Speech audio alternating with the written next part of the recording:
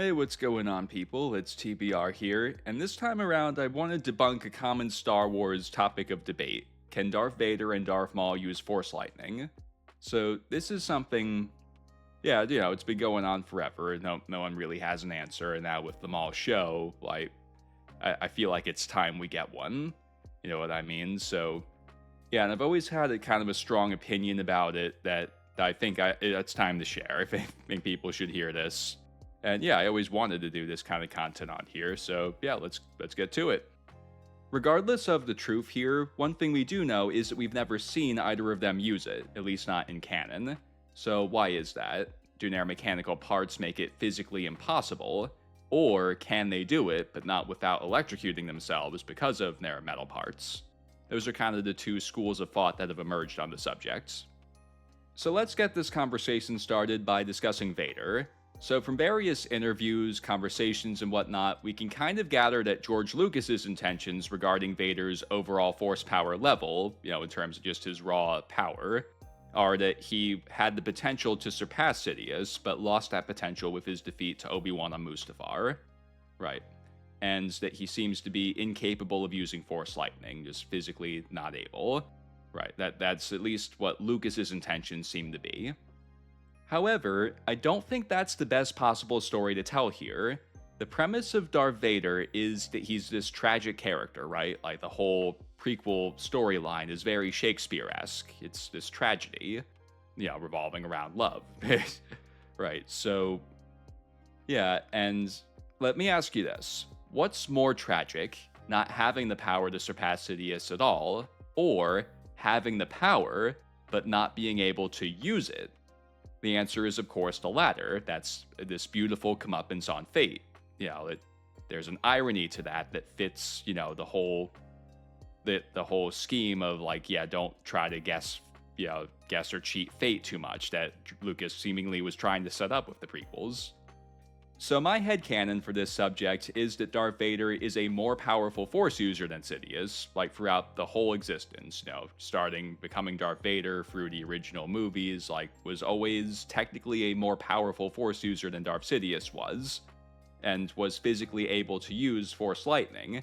However, he cannot actually use his superior power to overthrow Sidious due to his life support system.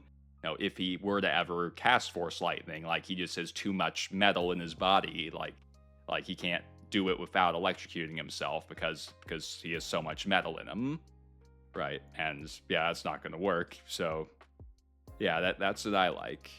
It's it's that comeuppance on fate. You have the power, but you can't use it, right? So. Right, and even if there are other powers he could use to defeat Sidious, he'd still just never manage to do it because Sidious is good enough with lightning that he's always going to be able to get just enough of it through whatever defense Vader's got, to hit him a little bit, and that one hit is enough. It's electricity, kaboom, Vader's fried, he's defeated. Right, so. Yeah, and that makes it so Anakin's foresight was correct. He indeed did become more powerful than Sidious, and yeah, that part of his vision was right, but he can't ever defeat Sidious. He didn't see the whole picture. And that's classic comeuppance on fate storytelling. There's a reason why, writers since Homer have stuck to things like that. It's good, it's poetic. We also should ask the question of, can Vader capture lightning like Yoda did in his duel with Sidious in Revenge of the Sith? So, for this on the go, maybe he can, but even Yoda couldn't beat Sidious with that. So, maybe he can and has tried, but Sidious has always been able to sneak just enough lightning past whatever defense Vader casts to just use that KO, right? And again, we can just attribute that to the metal parts. It's not the result of power, it's just him having all that metal in his body makes him a conductor. It just gives Sidious this KO card. Though, in light of the sequels, yeah, I know, it just already sucks. We now kind of have to consider that maybe he can cast lightning through someone else's body, like Kylo Ren and Rey do in Episode 9. And I actually don't hate that idea. Vader reaching out, snatching a body, and using that to try and electrocute Sidious. Yeah, I think there's there's potential to do something with that. Like maybe there's a period of time that Vader is constantly challenging Sidious to these duels and just keeps losing. Yeah, maybe gets close a few times, but ultimately gives up. Yeah, I think that'd be some neat fight scenes to do. Get Nick Gillard back for that. In summary for Vader, I stick to my headcanon that I just explained for him and Force Lightning, just because I think that's what suits the story Lucas is trying to tell best. I'm trying to become a writer myself. I know criticism can be a little rough, but I like just looking at the story. I think that's what suits this story better.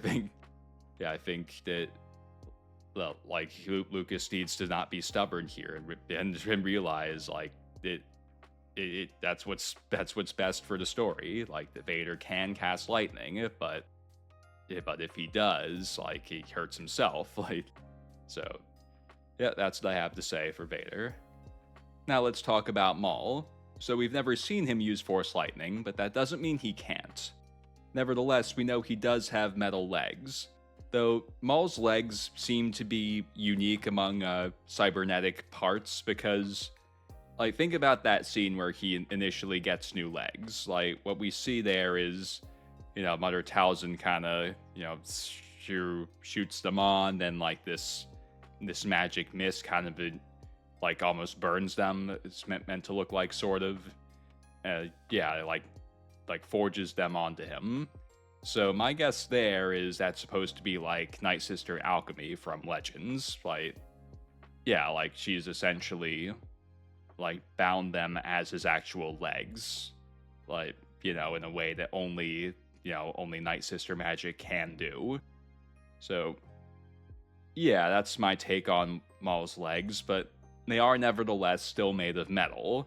We see in Rebels, like, they respond to magnetic waves, and they temporarily, like, make him go to the ceiling, then he immediately whoops them. And they are still metal. Right, so if he were to cast Force Lightning, would they conduct, electricity? Well, yeah, I don't know, because, like, where does the electric current start? Like, the chest? Like, does it just inevitably capture the whole body? Like, we don't know. Yeah, and with Vader, it doesn't really matter, because literally all his limbs are metal. So, there's that. Yeah, but Maul doesn't have metal arms, so, like, if the current starts, here at the fingertips, like, yeah, it's believable that the metal legs wouldn't be a problem. Right, so yeah, like I feel like we just don't have enough to make that judgment. But something we can, speculate a bit on is that maybe he can cast lightning but chooses not to. And really, I think that's what fits his character. Like, really, like, part of what people have always liked about Maul is, his battle prowess, so I'll put it that way. Like, yeah, and like that's the main reason his fight scenes, at least with other Force users, tend to last a long time, because that's part of the appeal of that character. People like to see him fight, right? And I do think that we should see him just dominate more fights. Whoop Jedi that aren't nearly as powerful than him more often. I think that's something we should see. Just because it must happen, he's significantly more powerful than most Force users in the galaxy. We should see him dominate some opponents. And there's scenes you could do with that, like Obi-Wan whooping those droids in Revenge of the Sith. There's scenes you can do that are still cool, where he is just a dominant warrior. Right, just beating multiple tough enemies all at once. Right, so like back to Lightning and Maul's character. So I feel like he values his skill as a warrior. Like, that's part of who he is. He values outskilling his opponents, which is respectable. I feel like he likes to win with skill rather than power, because that's how you honorably beat someone. That's how you prove that you really are better. like if you are just gonna overpower every enemy you face with the Force, like Sidious does, well, what does that prove? One might go so far as to say that simply using raw Force power to win every battle is unfair, especially to non-Force users. Like Maul's duel with Pre Vizsla Mandalore, like he beat him as a warrior, not as just this more powerful thing, which is respectable. I think that's part of what the Mandalorians respected about him so much, is that he didn't just cheat to win, at least not in their eyes. Right, so yeah, and another thing that I'll throw in here is that maybe Maul doesn't like using Force Lightning because he associates it with Sidious. Like, like how like Sidious just tortures at, everyone, to get them to do his bidding. Like, yeah, like part of what Sam Witwer has talked about, about this show is that Maul kind of wants to prove he's better than Sidious, like at least like more honorable, like to some extent. And I feel like this might be part of that. Like, yeah, maybe Maul can use Force Lightning, but chooses not to precisely because he wants to see himself as better than Sidious. Like, yeah, like I might be a dark side user, I might be a highly skilled warrior and the powerful Force user, but I don't just do this to get what I want. That's what makes me better than him. And I like that idea a lot. Like, one of the things I noted in my predictions for Maul Shadow Lord is like this is a line that has to be walked carefully, because you don't want Maul to become a good guy. You want him to at least remain an anti-hero. So, yeah, this is a way I think you could walk that line safely. Like, Maul, knows full well what he is, and that he's not a saint, but that he's not the devil. He's not Sidious. So, he views himself as like almost like a king. Like, yeah, he does what he has to do to protect his people, then those that are loyal to him, but he's not cruel for no reason. So that's what I've got for you in this one. And I have really liked Maul Shadow Lord so far. If you haven't seen it, you've got to check it out. Yeah, that animation is state of the art. Yeah, Disney and Lucasfilm really have like taken CG animation to the next level, like what they can do compared to what a lot of studios can. And they are amazing at it. So yeah, I look forward to seeing more. I'd say I wanted to pick up the pace a little bit. It has been kind of slow. The first 2 episodes needs to pick up a little. Yeah, and again, we need more action. We need to see Maul kind of just dominate some enemies. Like, yeah, I get like you don't want to end his fight scenes too fast. Especially not against other Force users, because that's why people watch him. They like watching him fight. But yeah, maybe do a scene where he faces a few Jedi Knights at once and beats them all. Something that shows he is dominant. Yeah, that's what I got. So, yep, thank you guys for watching, and I'll see you next time.